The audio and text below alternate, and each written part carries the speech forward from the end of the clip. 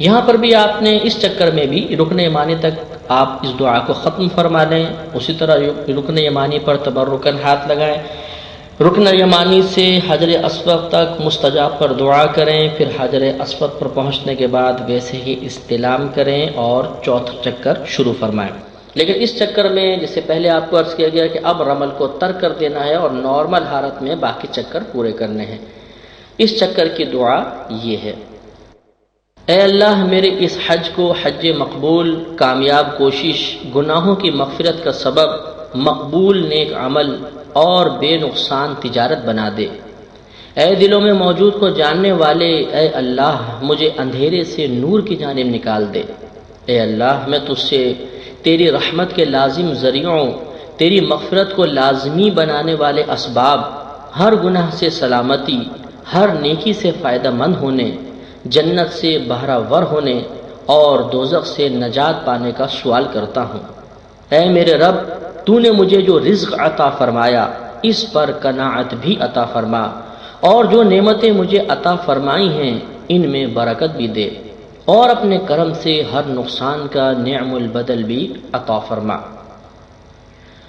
یہاں پر بھی وہی معاملات ہوں گے، رکن یمانی، مستجاب، اور پھر حجر اسود پر حاضری، یہاں پھر حجر اسود کا استلام ہوگا اور پانچواں چکر شروع کریں گے۔ پانچویں چکر کی دعا یہ ہے: اے اللہ عز و جل، جس روز سوائے تیرے عرش کے سائے کے کہیں سایہ نہ ہوگا اور تیری ذات پاک کے سوا کوئی باقی نہ رہے گا، اپنے عرش کے سائے میں جگہ دینا، اور اپنے نبی ہمارے آقا صلی اللہ علیہ وسلم کے حوض سے مجھے ایسا خوشگوار اور خوش ذائقہ گھونٹ پلانا کہ اس کے بعد کبھی ہمیں پیاس نہ لگے۔ اے اللہ عز و جل، میں تجھ سے ان چیزوں کی بھلائی مانگتا ہوں جن کو تیرے نبی سیدنا محمد صلی اللہ علیہ وسلم نے تجھ سے طلب کیا، اور ان چیزوں کی برائی سے پناہ چاہتا ہوں جن سے تیرے نبی سیدنا محمد صلی اللہ علیہ وسلم نے پناہ مانگی۔ اے اللہ عز و جل، میں تجھ سے جنت اور اس کی نعمتوں کا سوال کرتا ہوں، اور ہر اس قول یا فعل یا عمل کی توفیق کا جو مجھے جنت سے قریب کر دے، اور میں دوزخ سے تیری پناہ چاہتا ہوں، اور ہر اس قول یا فعل یا عمل سے جو مجھے دوزخ سے قریب کر دے۔ حجر اسود پر پہنچنے پر 5 چکر پورے ہو چکے ہوں گے، پھر حسب سابق استلام کیجئے اور چھٹا چکر شروع فرما کر یہ دعا پڑھیں: اے اللہ عز و جل، مجھ پر تیرے بہت سے حقوق ہیں ان معاملات میں جو میرے اور تیرے درمیان ہیں،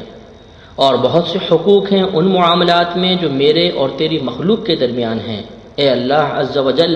ان میں سے جن کا تعلق تیری ذات سے ہو ان کی کوتاہی کی مجھے معافی دے، اور جن کا تعلق تیری مخلوق سے بھی ہو ان کی معافی کا تو ذمہ دار بن جا۔ اے اللہ عز و جل، مجھے رزق حلال عطا فرما کر حرام سے، اور فرما برداری کی توفیق عطا فرما کر نافرمانی سے، اور اپنے فضل سے بہرہ مند فرما کر اپنے سوا دوسروں سے مستغنی کر دے۔ اے وسیع مغفرت والے، اے اللہ عز و جل، تیرا گھر بڑا عظمت والا ہے اور تیری ذات بڑی عزت والی ہے، اور تو اے اللہ بڑا باوقار ہے، بڑا کرم والا ہے اور بڑی عظمت والا ہے،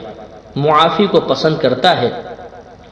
سو میری خطاؤں کو بھی معاف کر دے۔ حجر اسود پر پہنچنے پر 6 چکر پورے ہو چکے ہوں گے، حسب سابق استلام فرما کر 7واں چکر شروع فرمائیں اور یہ دعا پڑھیں: اے اللہ عز و جل، میں تجھ سے مانگتا ہوں کامل ایمان اور سچا یقین، کشادہ رزق اور عاجزی کرنے والا دل، اور تیرا ذکر کرنے والی زبان، اور حلال اور پاک روزی،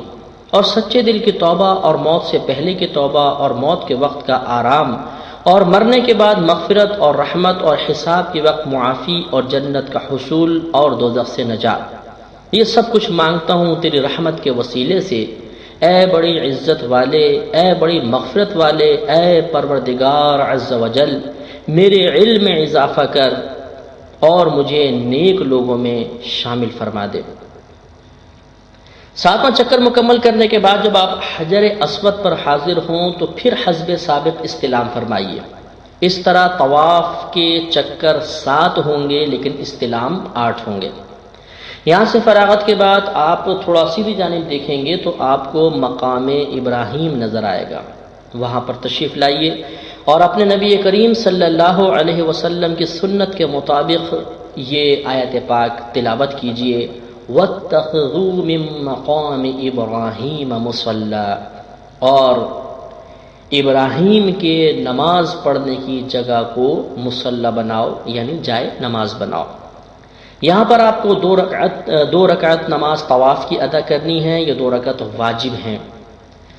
اگر آپ کو یہاں موقع ملے تو بہت بہتر ہے، ورنہ اگر یہاں رش زیادہ ہو تو وہ پوری مسجد حرام میں جہاں کہیں آپ ادا فرما لیں یہ ادا ہو جائیں گے۔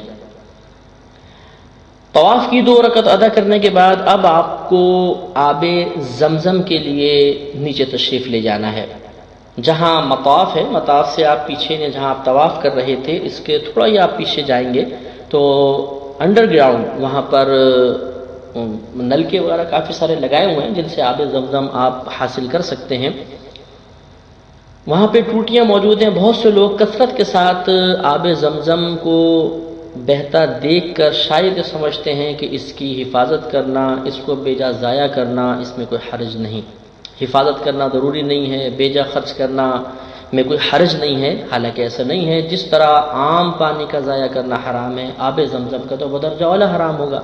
لہذا بہت احتیاط سے آپ اپنی بوتل وغیرہ میں آب زمزم لے لیں۔ اس کے بعد کھڑے ہو کر کعبۃ اللہ کی طرف رخ کر کے خوب پیٹ بھر کر پانی پئیں،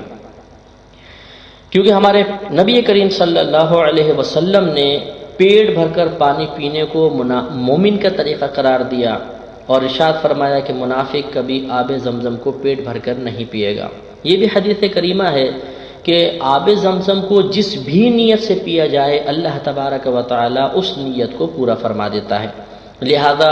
آپ جنت کے حصول کے لیے، اچھے حافظے کے لیے، کاروبار میں برکت کے لیے، صحت کلی کے لیے جو بھی آپ اچھی نیت کر سکتے ہیں اس کی نیت کو دل میں حاضر کر کے آب زمزم پئیں، انشاءاللہ عز و جل آپ کو مطلوبہ فائدہ ضرور حاصل ہوگا۔ آب زمزم پینے سے فراغت کے بعد اب آپ کو سعی کرنی ہے۔ اس کے لیے اولاً آپ کو حجر اسود کا اسی طرح استلام کرنا ہوگا جیسے آپ نے طواف سے پہلے کیا تھا۔ استلام کرنے کے بعد اب آپ جہاں پر حجر اسود نصب ہے اس کے بالکل اپوزٹ سائڈ کے اوپر آپ چل پڑیں اور اس دروازے سے باہر نکلیں تو وہ باب صفا کہلاتا ہے۔ یہ مسجد سے جو سعی کی جگہ ہے مسجد سے باہر ہے، لہذا باہر نکلتے ہوئے اپنا الٹا قدم باہر نکالیں گے تاکہ سنت کریمہ پر عمل کی سعادت حاصل ہو جائے۔ اس کے بعد آپ صفا پر پہاڑی پر تھوڑا سا اوپر تک چڑھ جائیے۔ اب تو سامنے فرش بنا دیا گیا ہے، پہاڑی تھوڑی اوپر چوٹی اس کی بس نظر آتی ہے، باقی تمام فرش کر دیا گیا ہے،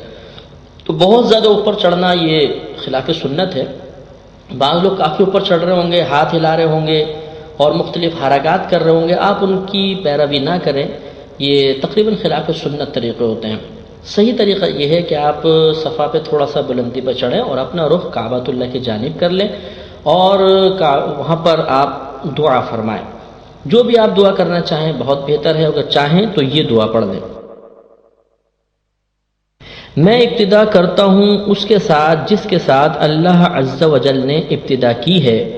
اپنے اس فرمان عالی شان کی، بے شک صفا اور مروہ اللہ عز و جل کے نشانوں سے ہے، تو جو اس کے گھر کا حج یا عمرہ کرے اس پر کوئی گناہ نہیں کہ ان دونوں کے پھیرے کرے، اور جو کوئی بھلی بات اپنی طرف سے کرے تو اللہ عز و جل نیکی کا صلہ دینے والا خبردار ہے۔ دعا سے فراغت کے بعد اب آپ کو سعی کی نیت کرنی ہے۔ سعی کی نیت کے الفاظ یہ ہیں: اے اللہ عز و جل، میں تیری رضا اور خوشنودی کی خاطر صفا اور مروہ کے درمیان سعی کے 7 چکر کرنے کا ارادہ کر رہا ہوں، تو اسے میرے لیے آسان فرما دے اور اسے قبول فرما۔ یہ دعا کرنے کے بعد اب آپ صفا سے نیچے اتریں اور جانب مروہ روانہ ہو جائیں۔ تھوڑا سا اگر آپ چلیں گے تو